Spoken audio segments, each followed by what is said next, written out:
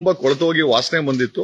So ಅದನ್ನ I think 1.5 years ಅಂತೆ. ನಮ್ಮ ಇನ್ನೊಂದು ಪ್ರಶ್ನೆ ನಮ್ಗೆ ಅಂತ ಇರೋದೇನಂತಂದ್ರೆ, ಒಂದು ಬಾಡಿ ಅದರಲ್ಲಿ ತುಂಬಾ ಕೊಳತೋಗಿತ್ತು.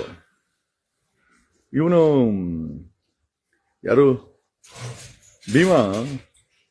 ಭೀಮಾ ಬಿಟ್ಟು ಹೋಗಿ ಹೆಚ್ಚು ಕಡಿಮೆ 1 ವರ್ಷ, 10 ವರ್ಷ ಆಗಿದೆ. ಭೀಮಾ ಬಿಟ್ಟೋಗಿ 10 ವರ್ಷ ಆಗಿದೆ. ಆ ಬಾಡಿ ಊತಾಕಿ 1 ವರ್ಷ ಆಗಿದೆ. ಭೀಮನ್ಗೆ ಹೆಂಗ್ ಗೊತ್ತಾಯ್ತು? ನಾನು ಭೀಮನ್ ಮೇಲೆ ಸಂಶಯ ಪಡ್ತಾ ಇಲ್ಲ. ಭೀಮಾ ಕೆಲಸ ಬಿಟ್ಟೋಗಿ 10 ವರ್ಷ ಆಗಿದೆ.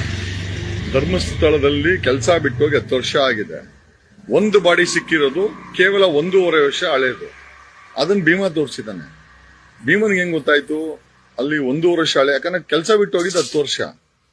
ಅಂದ್ರೆ ಭೀಮನ್ಗೆ ಧರ್ಮಸ್ಥಳದಲ್ಲೂ ಕೂಡ ಅವರ ನೆಟ್ವರ್ಕ್ ಅಲ್ಲಿ ಇನ್ಫಾರ್ಮರ್ಸ್ ಇದ್ದಾರೆ. ಆಮೇಲೆ ಎಲ್ಲೆಲ್ಲಿ ಅನ್ಯಾಯ ಆಗಿದೆ ಅಂತ ಗೊತ್ತಿದೆ ಅಂತ ಆಯ್ತು.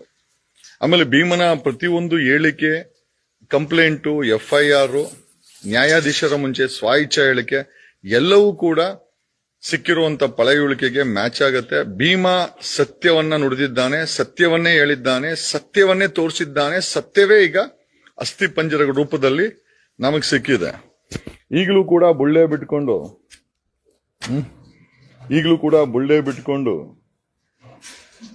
ಬಿಡ್ತಾ ಇರುವಂತ ರಂಗನಾಥ್, ಪಬ್ಲಿಕ್ ಟಿವಿ ರಂಗನಾಥ್, ನಿಮ್ಗೊಂದು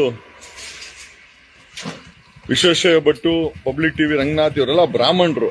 ನಾವು ಸ್ವಾಮಳ್ಳ ಅಂತೀವಿ. ಸ್ವಾಮಳ್ಳ ದಯಮಾಡಿ ಅಲ್ಲಿ ಹೋಗಿ ಸ್ವಲ್ಪ ವಿಚಾರಣೆ ಮಾಡಿ ಆಮೇಲೆ ನಿಮ್ಮ ಪಬ್ಲಿಕ್ ಟಿವಿನಲ್ಲಿ ರೈಲನ್ನ ಬಿಡೋಳ್ಳ. ಯಾಕೆ ರಂಗನಾಥ್ ಈ ತರ ರೈಲ್ ಬಿಡ್ತೀರಾ? ಏನ್ ಈ ಲೆವೆಲ್? ಅವ್ನ್ ರಾಕಿ ನೋಡಿದ್ರೆ ಅಲ್ಕಮತ್, ನೀವು ನೋಡಿದ್ರೆ